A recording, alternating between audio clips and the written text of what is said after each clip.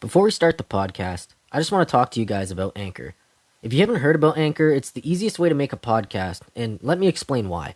First of all, it's free, so you can get it anywhere, anytime, costs no money. Second of all, there's creation tools that allow you to record and edit your podcast right from your phone or computer, whatever device you choose. As well as that, Anchor will distribute your podcast for you so it can be heard on Spotify, Apple Podcasts, and many more platforms. You can make money from your podcast too with no minimum listenership. That means a nobody podcast like mine can make money off of sponsorships. It's everything you need to make a podcast in one place. So if you haven't tried Anchor or you want to start a podcast and haven't tried it yet, download the free Anchor app or go to anchor.fm to get started. That's ANCHOR.FM to get started. You're listening to the Dillo's Dojo podcast, hosted by Dylan Dillo Smith, Midwestern Ontario one and only MMA podcast, where we interview MMA fighters and voice actors like Sergeant Frank Woods.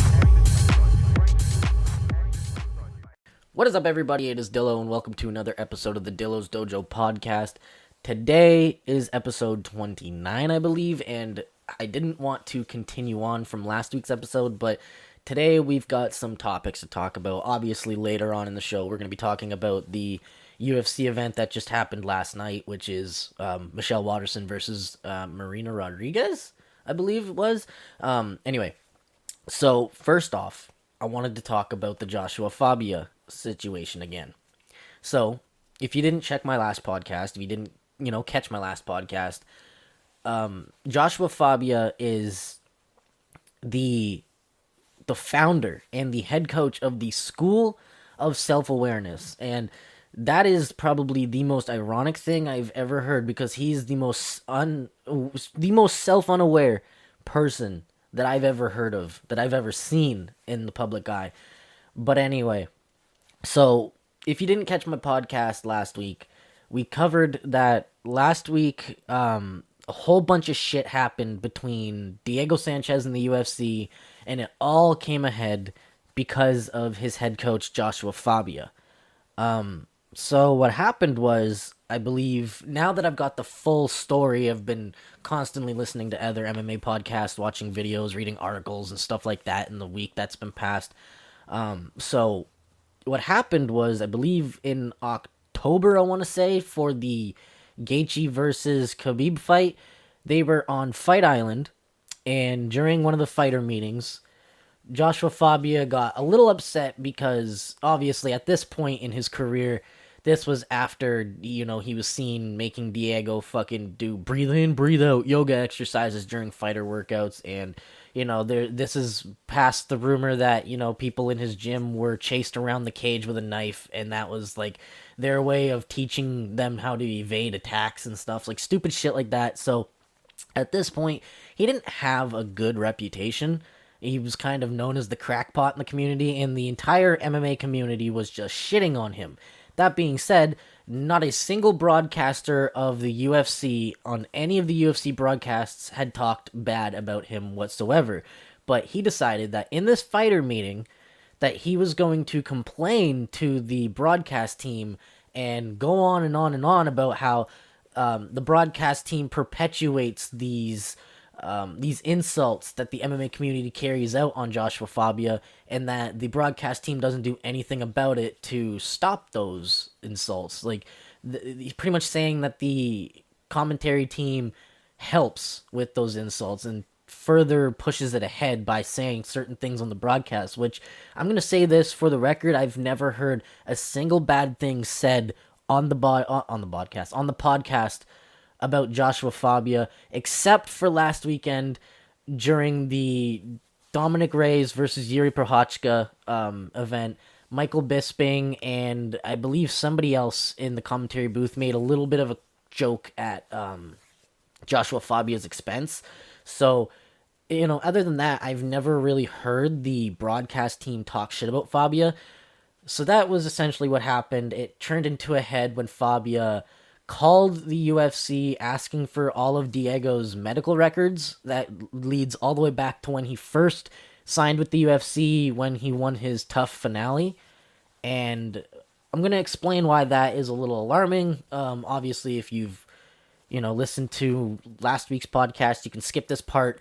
But obviously, it's alarming because why are you asking for confidential medical records that date back to 2005 unless there's something seriously wrong? And that's exactly what the legal representative for the UFC, Hunter Campbell, even said, because Hunter Campbell got in contact with Fabia after that request, and he asked the same thing. He's like, okay, so first of all, I need to ask, why are you requesting this fighter's medical records? Is there a reason why you're requesting these medical records? Like, is there a serious reason to this? Is there something wrong with him? Is there something that you need to be telling us? Do we need to pull him out of the fight? Because if he's not medically fit to fight, we will pull him out, and that's it. That's that. And obviously, they don't want blood on their hands. If there's something wrong with Diego and Fabia throws him in there, it's not only just blood on Fabia's hands, and the fighter's hands that, fucking destroyed Diego, but it's also on the legal representatives because they were contacted by the coach asking for medical records. They kind of had a chance to confirm if there's something wrong, and they didn't, right? So in this case, they're trying to confirm that there's something wrong. So if something does go wrong, they can cover their asses, which I understand. They're a big company. They are worth millions, billions of dollars, and anyone could try to sue them for something as big as that. If they throw a fighter that's not medically fit to fight in there, one, it's obviously on the commission, but two, it's on them because they've gotten the word from the commission and the head coach that there's something wrong and they need the medical records. So it's like, okay, well, we'll pull this fighter from the fight. But if they don't and something happens, it's on their hands, right? So, this became a huge thing. And Fabia, I talked about it on my podcast last week, but Fabia recorded the entire phone conversation, acting like it was a smoking gun that they had already planned to release Diego, but that's not what the representative said. That's not what Hunter Campbell said. Hunter Campbell said, like, if if there's something wrong with Diego and he's not fit to fight anymore, like, we will release him. We will pull him from his fight. And, if there's any more issues with that, we will release him. We'll send him on his way, right? And that was kind of like that, apparently the smoking gun that they had already planned to release Diego, but that's not it. Hunter Campbell was just saying, look, if he's not fit to fight, if there's something seriously wrong with him, we'll drop him from his fight, we'll pay him off the rest of his contract and cut him from the UFC, and, he can continue his days doing whatever the hell he wants to do. But yeah, as I said, Fabia thought it was this smoking gun, right? And it's not. It wasn't a fucking smoking gun. Anyway, so that was that. It became this whole big thing. Diego got cut from the UFC because of it, because of Fabia's stupid decisions. Essentially, Fabia is controlling Diego and is ruining Diego's legacy and career just by being Joshua Fabia. Like, he doesn't even have to throw Diego in the cage at this point and make him do stupid shit. He's literally just being his head coach. And Diego not saying anything about it or, at least stepping in once in a while is just ruining Diego's legacy. But it also makes me feel bad because clearly Fabia's grabbing Diego by his balls. And clearly Diego's so infatuated with Fabia that he doesn't believe that there's something wrong with this head coach, that there's something sketchy about him. So that's what kind of upsets me. But anyway, the reason why Fabia is back in the news is this week he's still going. He's still going. So first of all, Diego came out late last week, early this week, saying that don't be surprised if he ends up dead. And if he does, it's the UFC's doing.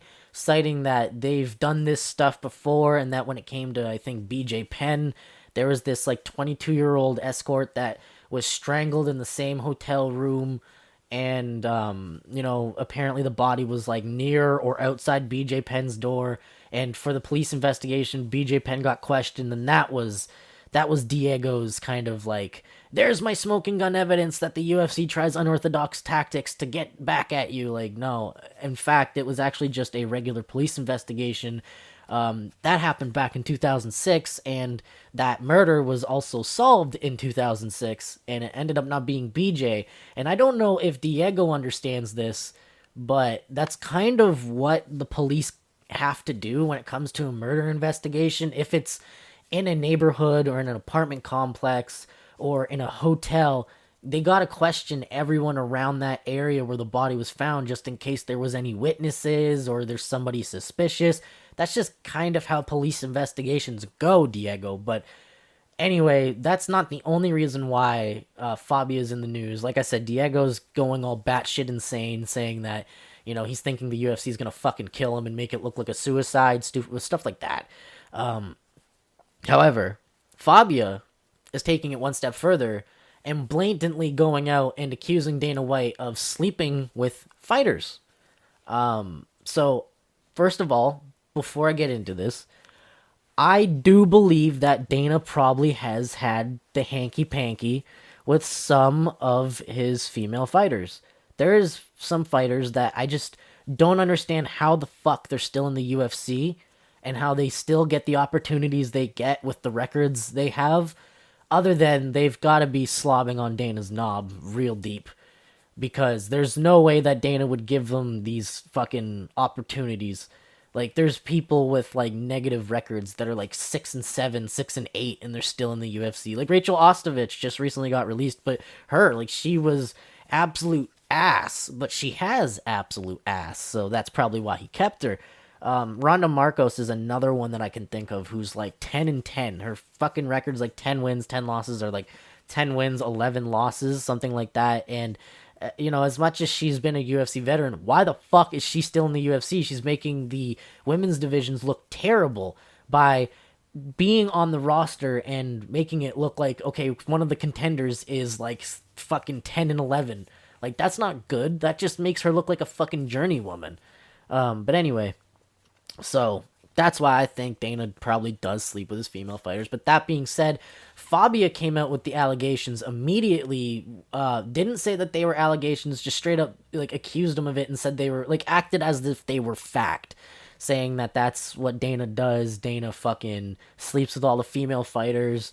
And like I said, I do believe it, but it's quite the accusation coming from Fabia. And if it happens to not be true, it's defamation of character, and Dana White is a man who does not take that kindly, and he's a man with plenty of power and money.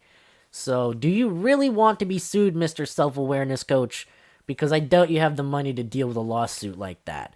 But anyway, so that's it for the Joshua Fabia story. I just wanted to talk about that because, like, it was just absolutely fucking ridiculous that this shit is happening, that Diego thinks what's going on is what's going on, and that Fabia has Diego so fucking brainwashed that, Diego is literally side by side with this guy, defending him till his very last breath. One more thing about Joshua Fabia before I move on to the next topic. So, a video just came out recently of him and Diego training. And it has to be the most unorthodox and possibly the most retarded way of training a fighter ever. So, one of the most effective ways of training your conditioning, not your cardio, but more so like how much your body can take, is, for example, to take body shots. You get someone, like during training camp, you get someone to hit you as hard as you can in your stomach or whatever, and you flex and you just try to handle the pain, and it's kind of like toughening up your torso.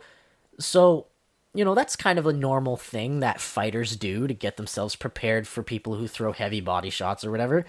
Or, sometimes they get people to kind of slap around their heads so they're used to, the absolute snapback that happens when you get snapped by a hook or a jab.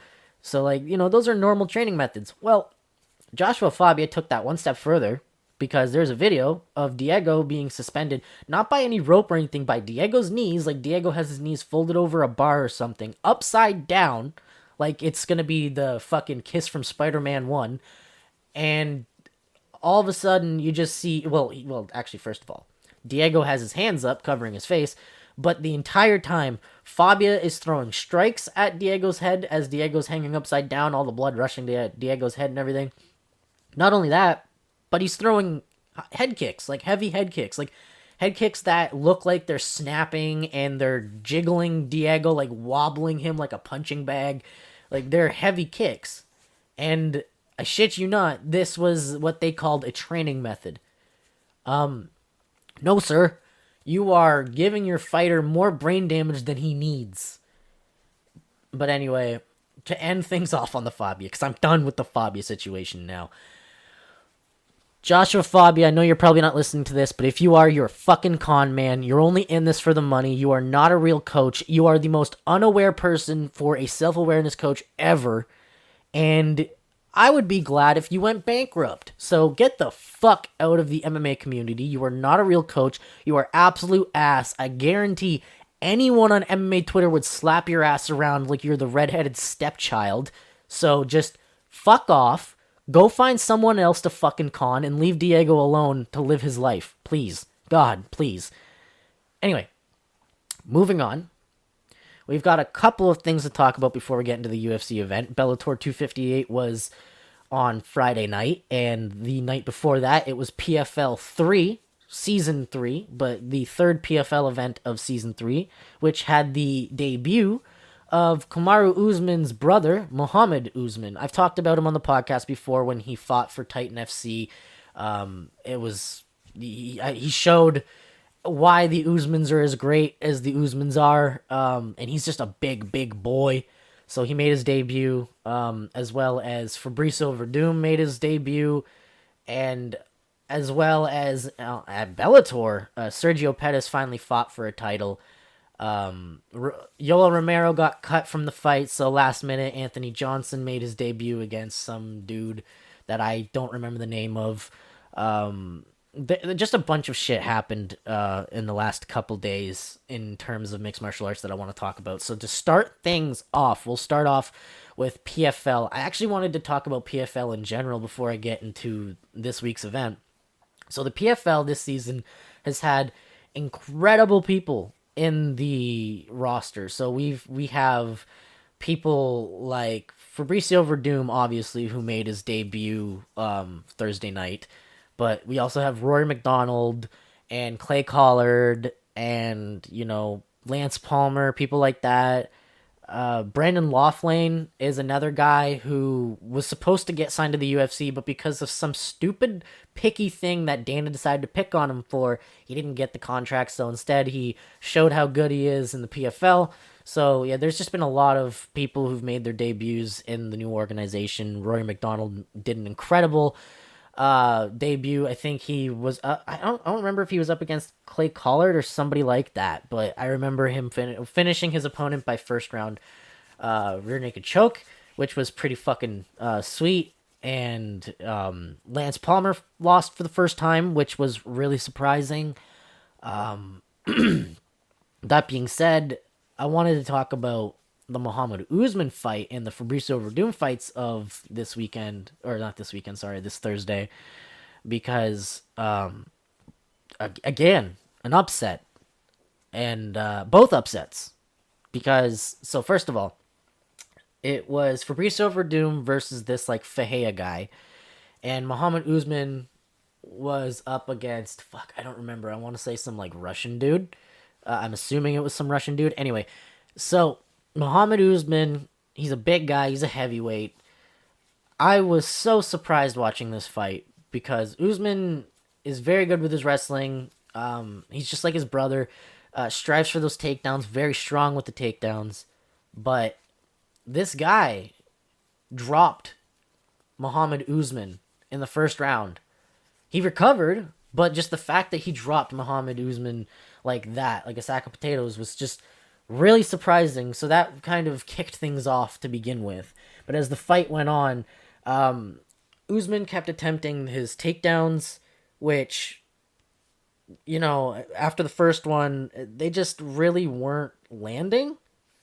It was like he was just kind of exerting energy for no reason other than, he's trying to survive at this point. But it was really awesome because in the second round, like I said, he was trying for these takedowns, and he was just tiring himself out. And eventually, during one of the attempts, they scrambled, and his opponent got his back and locked the rear naked choke in and squeezed and forced him to tap. And the reason why I say this was an upset was because, one, he's Kamaru Usman's younger brother. Yes, everybody, younger brother. That big boof of a fucking man is his younger brother. But so it's Kamaru Usman's younger brother. He was not a heavy favorite, but a kind of big favorite coming into this bout. So he, after his last showing in Titan FC, he was kind of expected to do great things in PFL. People expect him to be a potential heavyweight champ and the season winner, so he would have won the $1 million and everything. But no, that's not what happened. He lost via rear naked choke, and that wasn't the only upset that night. What happened was, I believe it was the main event, Fabricio Verdum against this Fajea guy, and it all happened in the first round, for the record. So it's the first round, they're fighting, and Fabricio, as he always does, likes to pull guard and go for like an armbar or a triangle or something like that. And if anybody knows who Fabricio Verdum is, this man is probably one of the best grapplers at heavyweight. Obviously, I think my favorite grappler at heavyweight has to be Frank Mir, but obviously he's up there in the best grapplers at heavyweight right now. And so he's got this Fajea guy in an armbar, and it looked like Fajea tapped, but Fajea didn't tap, and the ref didn't see it as a tap. So the action continued, and Verdum was kind of like distracted. So he was kind of complaining to the ref, and we've seen this happen before, by the way, and it was probably in the most satisfying fashion ever, but I'll get to that in a little bit. So what happened was, I guess I'm assuming what he was doing was complaining to the ref that he had tapped. He felt a tap, and his opponent landed a punch on him, hurt him, and started finishing him with strikes, and ended up winning via TKO. Now, again, a little bit more of a wacky upset, but still a big upset because everybody thought Verdum was going to win his PFL debut with ease. But as I said before, he was complaining to the ref and got caught. And see, it's all fun and games to complain to the ref, but do that when you are on the feet and you're at distance. Wait till you're on the feet and at distance. Don't do it while you're in guard and your guard is down, because it's happened before.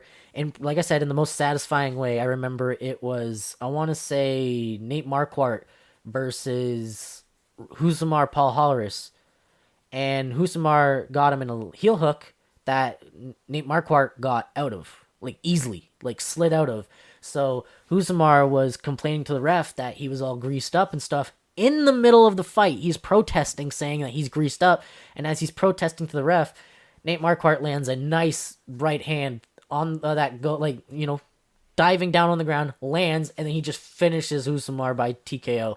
And it was fucking hilarious. For those who don't know why that's such a satisfying finish, Husamar Palhares has to be the worst. And I'm not saying this because, he has a shitty grappling game. He's a great grappler. He's just the worst grappler and probably the tiniest brained individual that can step into a cage. And that's saying a lot because there is some stupid people who step into the cage.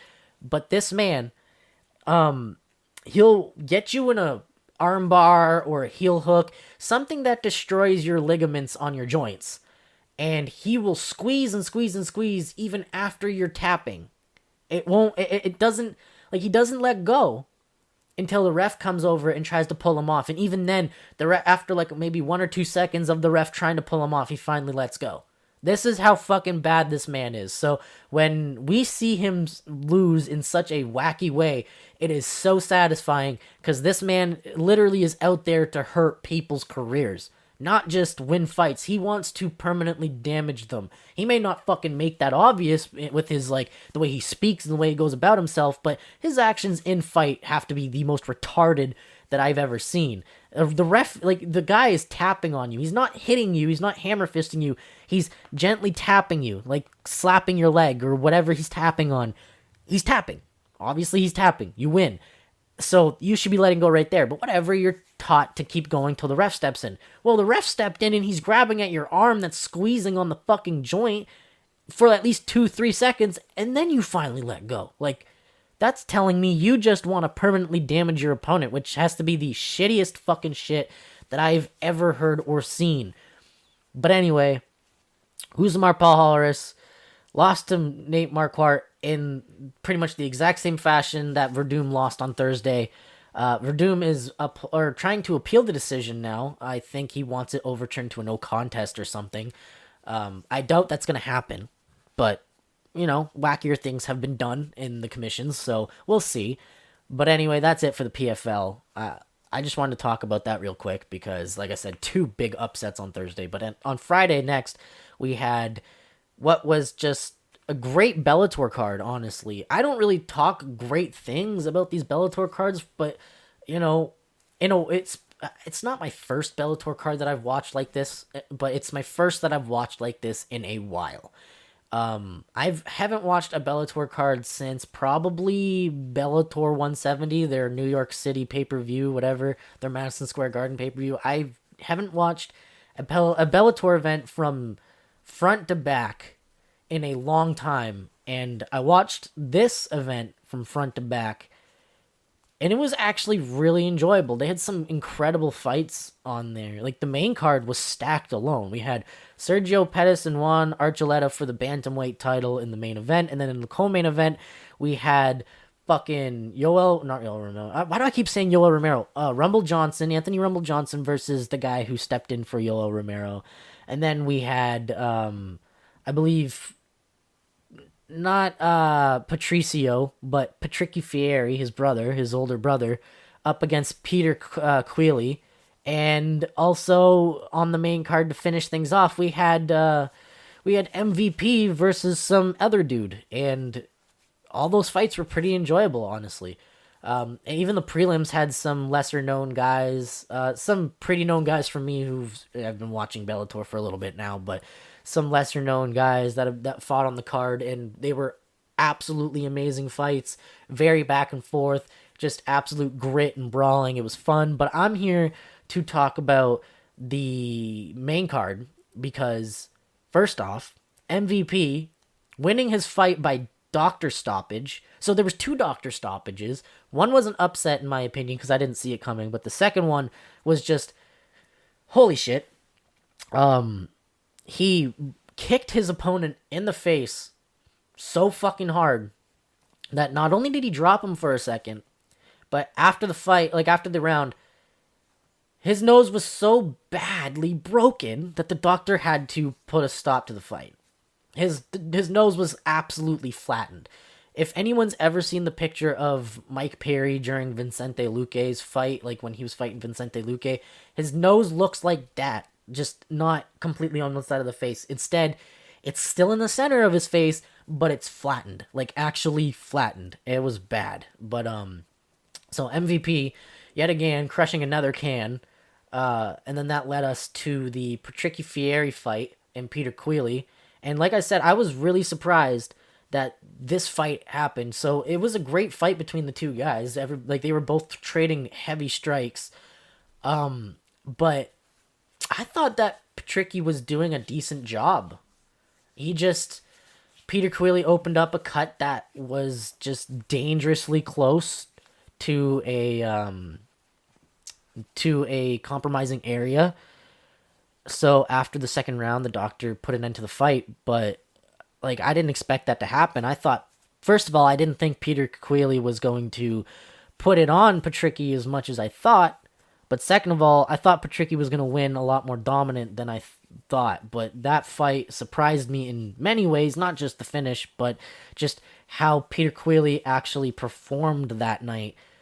That being said, we still have Rumble Johnson and Mr. Augusto whatever. And Jesus Christ, man, this fight was wacky. It was the first round, and Augusto broke his left hand on Rumble's head, of course, and still dropped him with his right hand and gave Rumble trouble with one hand, essentially.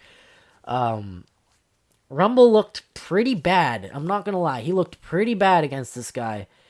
He got dropped.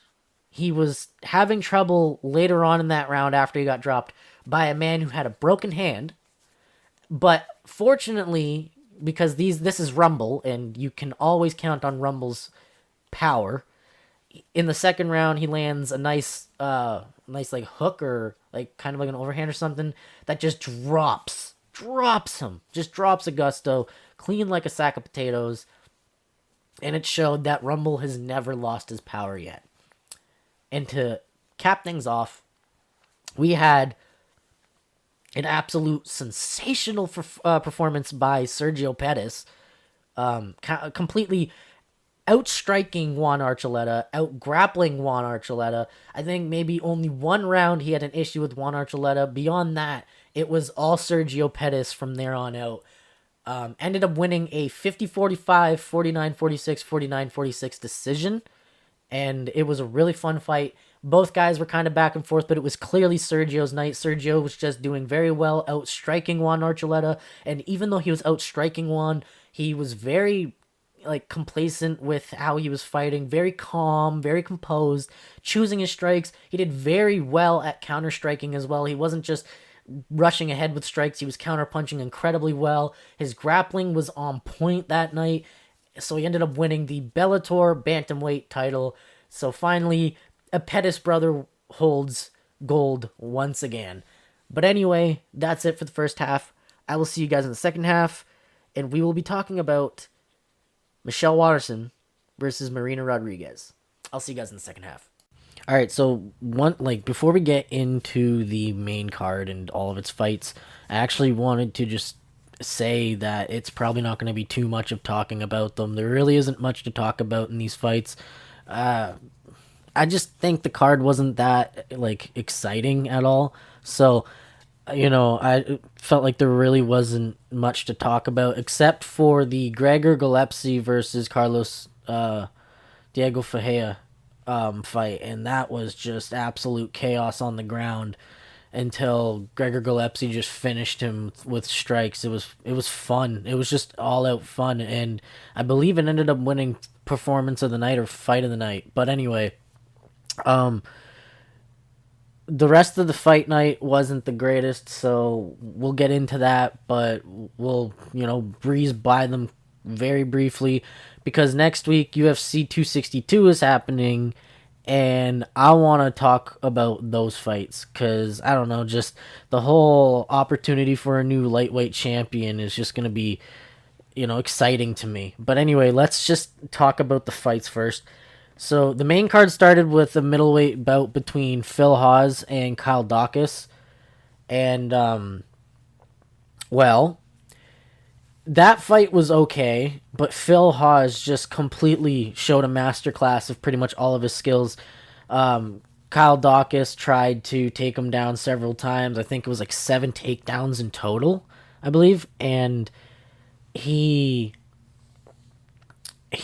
got stuffed on every single one of them. He got stuffed on every single takedown. Phil Hawes would defend them with ease. He actually landed a couple of takedowns on his own, 2 of them, and was pretty damn dominant on the ground once it got to the ground. But Phil Hawes outstruck Kyle Dawkis by a lot. I believe Phil Hawes had over 156 strikes and close to 100 significant strikes or something like that. He just completely dominated Kyle Dawkis. It was a really fun fight. There would have been an argument for one of the rounds going to Kyle Dawkis, but it was actually just such a different fight. Just a masterclass by Phil Hawes. It was a great fight.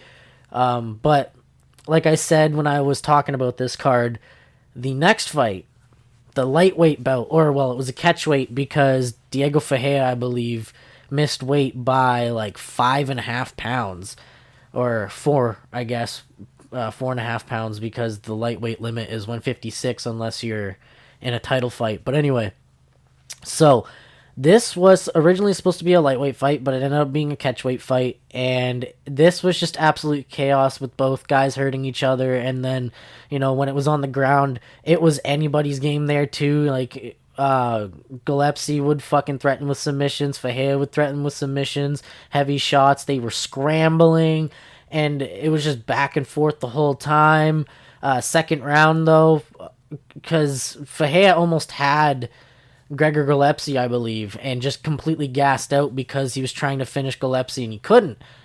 So in the second round, Gregor Gillespie got back to the ground again with him and started landing some heavy strikes eventually after wearing him down some more on the ground and just brutalized him. But it was so fun. The fight was just complete chaos on the ground, back and forth. It was anyone's fucking fight. Like I said, it was just really fun. I enjoyed it. But then after that hype, the next fight was a heavyweight fight between Marcos Rogério de Lima and Maurice Green, and that was just a very slow-paced fight between two heavyweights. Marcos de Lima just survived Maurice Green's onslaught in the beginning, and then just started wearing him down and beating the shit out of him, and it was just very slow. It wasn't really that fun to watch. But then we had Neal Magney and Jeff Neal before the co-main. I want to talk about the co-main as well. But we had Neal Magney and Jeff Neal before the Neal and Neal. It sounds like a lawyer company. But anyway, we had Neal Magney versus Jeff Neal, and this was for the most part just a complete wrestling match. Honestly, Jeff Neal did get the better of Neal Magney on the feet a couple times, but it was mostly just a wrestle fest, and honestly, it was a close fight. One of the scores, like one of the points was 30-27, and I just want to talk about how ridiculous that is. Like, it's retarded, because it was a close fight, but I don't think it was like all 3 rounds. 2 judges saw it 29-28. But anyway, Neal Magney just showed a complete masterclass of why he's a grappling ace, and he's just one of the top welterweights. Jeff Neal, unfortunately, his streak just kind of got broken here, but he'll be back in the W column soon. But yeah, it was just a technical fight between 2 veterans, both guys in the top that just want to raise the ranking, really. But then the co-main event happened. The co-main event was originally supposed to be Diego Sanchez, and I wanted to talk about that. I talked about it last week when I talked about the whole Joshua Fabia situation, but since then it's gotten a little weirder. Like I said, I believe I'm pretty sure I said it at the beginning of the podcast about Joshua Fabia using Diego Sanchez as a fucking punching bag. So, yeah. But anyway, everybody knows the whole situation between Diego Sanchez and Joshua Fabia. But if you don't, I'll just I'll briefly go over it. So, around October of last year, when they were last in Fight Island before the Conor McGregor Dustin Poirier bout, this was for, I believe, Khabib Gaethje. They were in Fight Island for, and I believe Diego had a fight against who was it? I know Diego had a fight, but I can't remember who it was against. Young guy, I think. Jake Matthews, I believe it was. And so I guess they were in the fighter meetings because, the broadcast team, they want to ask the fighter questions and stuff about their weight cut, their camp, their career and stuff, things to talk about as they're walking out on the broadcast and as they're hyping them up in the hype package. So it was Diego Sanchez's churn in the fighter meetings, and the entire time, I guess Joshua Fabia just tore a strip off them, saying that they don't do anything, and they constantly shit on his way of coaching, even though they don't. They're actually very neutral on that. They don't really say anything about it at all. And he just got really mad about all the memes on the internet about how fucking weird he is and his weird relationship with Diego, as Diego just stood there idly by, and yeah, it was just some weird shit. So anyway, that got leaked, and then this whole thing came out where all of a sudden Diego got dropped from his fight due to undisclosed reasons. And we didn't know what happened because he got dropped from the fight and nothing was kind of being said about it. But it sounded like it was something to do with medical, but also at the same time like a beef with the UFC.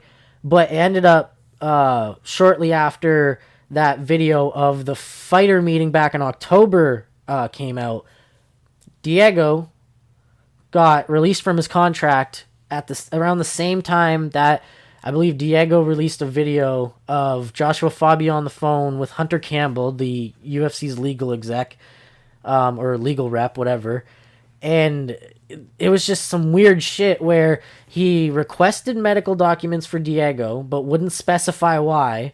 And it's a little weird. Like, he kept saying, well, it's because it's for my fighter safety, but wouldn't specify if there's something wrong with Diego. He kept saying Diego was fine, but you never make that inquiry about his medical records out of the safety of your fighter if there isn't anything wrong, right? So it just didn't make any sense.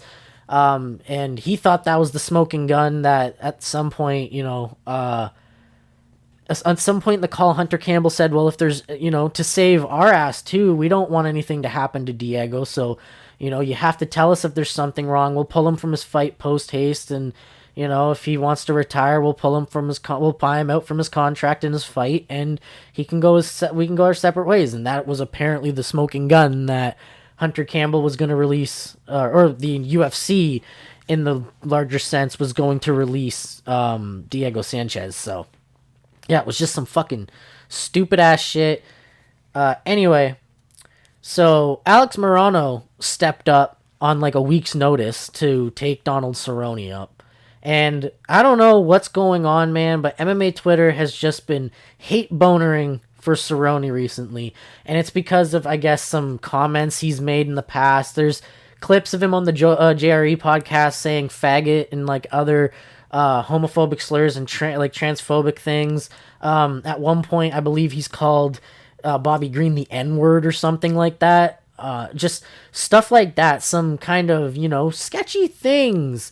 And he plays himself off to be a good old country boy, nice guy, but he's really just a fucking ignorant guy, I guess. So, Alex Morono ended up being the hero last night, where he just completely finished Donald Cerrone, looking great the entire time. Donald was, trying to, he was trying to like find his rhythm like he always does. If you don't know Donald Cerrone, he starts very slow until he gets his rhythm. And Alex Morono came out not too aggressive, but aggressive enough that he had to keep, Donald Cerrone had to keep backing up. And that was pretty much the case of the first round until near the end when Alex Morono caught him with a nice shot that hurt him, and then they got against the cage where Alex Morono hit him with a couple of elbows and some more shots that, Donald Cerrone was clearly hurt and out on his feet, and, he wasn't able to take any more shots, so the ref just stepped in, and, a lot of people were congratulating Alex Morono. So, I was excited about that TKO a little bit too. It's like, well, finally, he's getting destroyed by some of these, like, kind of a little bit more unknown guys.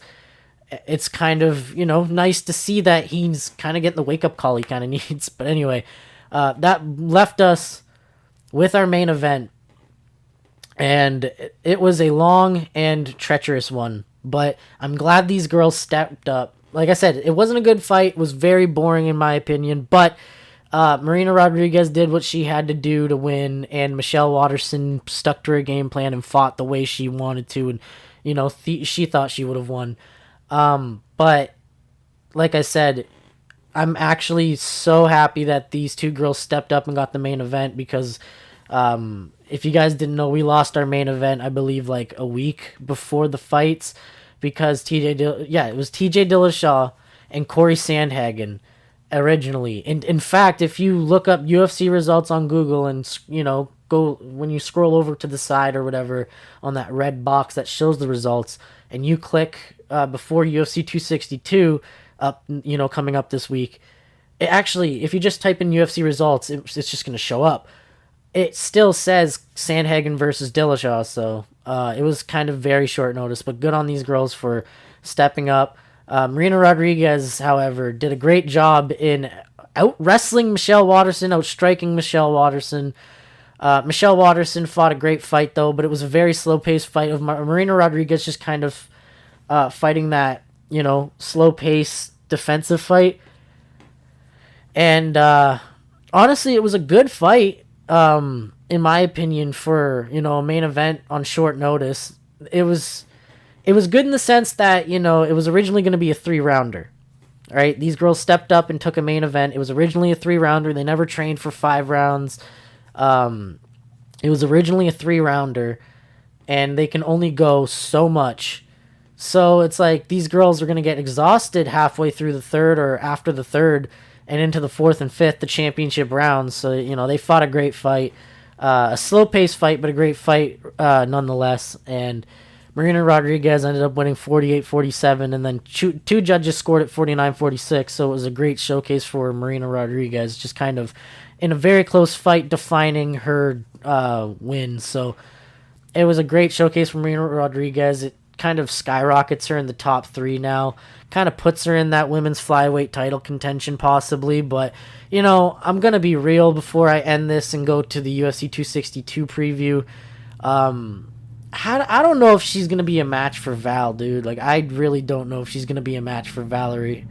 Valentina Shevchenko, honestly. So, yeah. But it was a great win nonetheless. Very technical, very smart. That was it for this weekend, though. Let's get into the UFC 262 talk because I'm actually excited for this card, and I'm going to explain why in a second here. So, all right. Let's talk about this UFC 262 card. So first of all, I'm excited for this card because, like I said earlier in this second half, I'm excited to see a new era in the lightweight division. I'm always excited to see a new champion and how they're going to perform. And I was excited to see who's going to become champion because it's a great storyline, actually, in my opinion. Here's the thing. Michael Chandler has been fighting for a long time now, but he was a mainstay in what is arguably America's second MMA promotion, and he was a top lightweight champion there for a long time. He's been kind of on a little bit of a skid lately because he got knocked out by Patricio Fieri or something. Patricky Fieri. No, it's one of the Pitbull brothers, but anyway.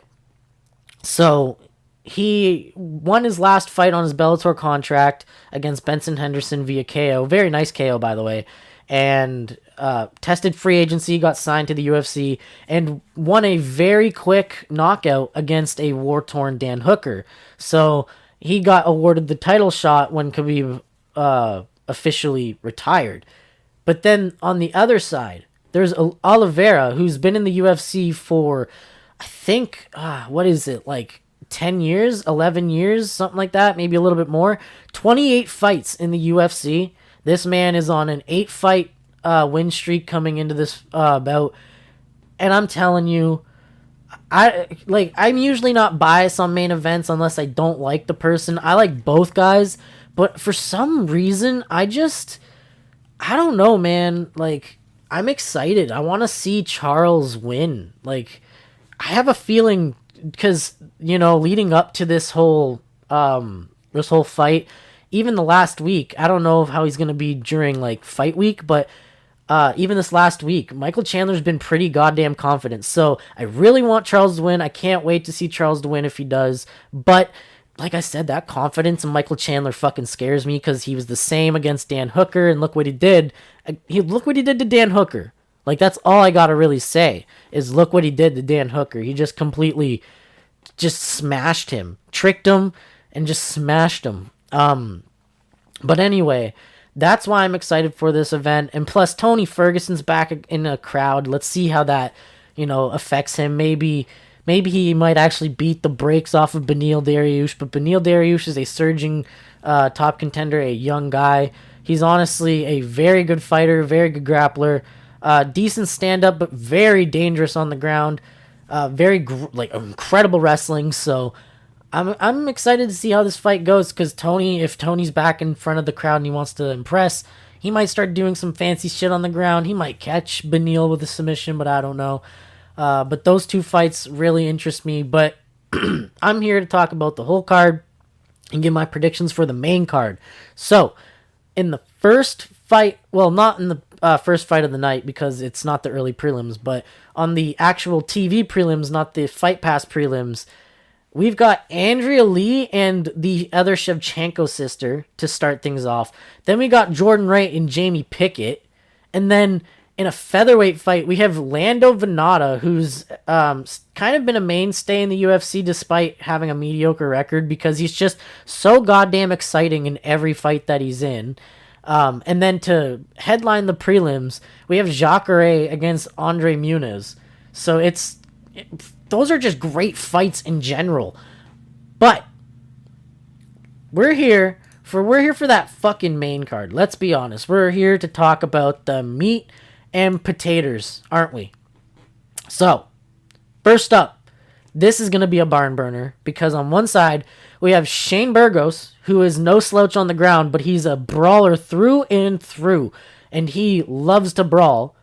And then on the other side, we have a deadly kicker and striker in Edson Barboza at featherweight. So, this is going to be a fucking barn burner. And I don't know which guy to pick, but Edson Barboza has actually looked pretty decent at featherweight. And I don't know, man. I feel like Shane Burgos' style might actually kind of be that perfect style for Edson. Like, I feel like it's going to be a knockout for Edson. I don't know. I'm saying maybe round 2 he's going to finish Shane Burgos. But honestly, dude, like, I feel like Edson's going to get the win because I feel like Shane Burgos, unless Shane Burgos utilizes his ground game, I feel like Shane Burgos' style just kind of plays into Edson's game quite a bit. But then next on the card, so, well, just to clarify, I have Edson Barboza KO round 2 for that fight. And then the next fight, we have a women's flyweight fight between Caitlin Chookagian and Vivienne Arujo. So that's going to be fun. Caitlin Chookagian, she's very much probably the best of the best at flyweight, well, women's flyweight, but obviously nobody's going to get past Valentina Shevchenko without a doubt. But anyway, how do I see this fight going? I honestly don't know too much about Vivienne Arujo to say anything, but I honestly think Caitlin Chookagian might win. Just to be safe, I'm gonna say she's gonna win by decision. Yeah, I think by decision she's gonna win. And then next is Matthew Christopher Schnell versus Rogério Bontorin in the bantamweight division. And honestly, I'm going to be real with you guys. I don't know why this was on the main card. I didn't know too much about Matt Schnell. I knew a little bit about Bontorin or whatever, but I just didn't know enough about this fight. Honestly, it could go either way in my opinion, so I don't know, man. I think fuck it. Let's go Bontorin since I actually know him a little bit more than Matt Schnell. Bontorin by, I don't know, decision or submission. I'd say, yeah, it's going to be either be a decision or a submission, and I won't specify the round. That's my choice. Going to be Bontorin by either decision or submission. And then in the co-main event, one of the two fights I'm actually really excited for this coming week is Tony Ferguson versus Benilderius. Like I said, Tony Ferguson has just been looking pretty great this training camp. He seemed to got his head together, and I feel like the crowd might affect how he's coming back. I think... so I can actually talk about this fight because I know these guys, not personally, obviously, but I've watched these guys extensively. I love Tony Ferguson. I love watching him fight, and Benil's a prospect that I've just had... I've had an eye on for a while, and I enjoy watching them, so we'll just talk about that. Where do I start? All right, so like I said, Tony Ferguson, his camp has been looking great. He seems to have got his head together, so that's good, and he seems to be very confident in himself, and I think because there's going to be a Max Arena again in Houston, that he is going to actually probably be more pumped and perform better with the fans screaming and cheering for him, because Tony is a fan favorite, let's be honest, and the fans in attendance are going to fucking freak when he comes walking out to whatever song he chooses, and he's doing his Tony Ferguson things, and he's just all hyped, high-fiving the fans and all that shit. So let's be real here. But Benilderius is an insane grappler, very much good with like top pressure and submissions, but he likes to ground you out. But he's been getting knockouts recently. But I don't know, man. I don't know how this is going to go. This could go either way. I think I could see Benil winning by decision, but for my choice, because like I said, the fans might actually do something magical to Tony, and it could just be wishful thinking on my part. I think that Tony is going to win late in the third round or in the second round via submission, while Benilderius has him on the ground. So Tony Ferguson by submission. That's my choice for the co-main event. And then finally, the meat and potatoes before I go here. The Charles Oliveira versus Michael Chandler fight. Who's going to win? Obviously, I think that Charles Oliveira is going to win. But the thing is, I'm not confident about it. This fight could go either way, because Charles Oliveira has been on a finishing streak. He's shown that he has that power, those hands, and he's got the most submissions. So if Chandler tries to implement a wrestling game, it could get extremely dangerous on the ground real quick, right? And Charles Oliveira seems very different now than he was back when he was at featherweight or whatever. And he seems a lot more confident and motivated now. But that cannot be said about Chandler. Chandler is also motivated. Like, that's the thing. Chandler's incredibly motivated too. Like I said, he seems so fucking cocky in himself.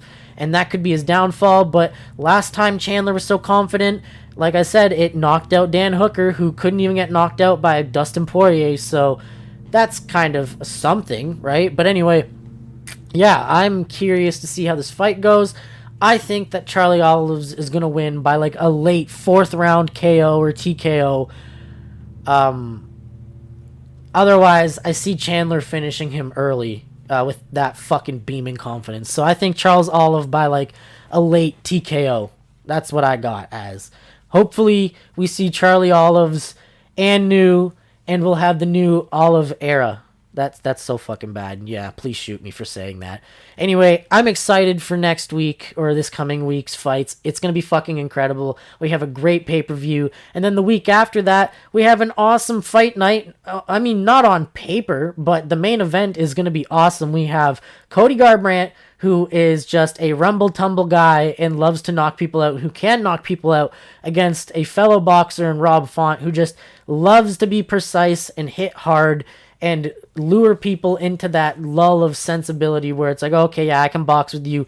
Plus, he's got a dangerous ground game that I think might be a problem for Cody. But I feel like we're going to see a knockout between two guys and a slugfest, so that's going to be a great main event. But I'm excited for UFC 262. Anyway, that's been it for me. I will see you guys next week. Peace out, guys. You've been listening to the Dillo's Dojo podcast. Keep in touch with Dillo on his social media at Dillo Ross on Twitter and Dillo Ross on Instagram.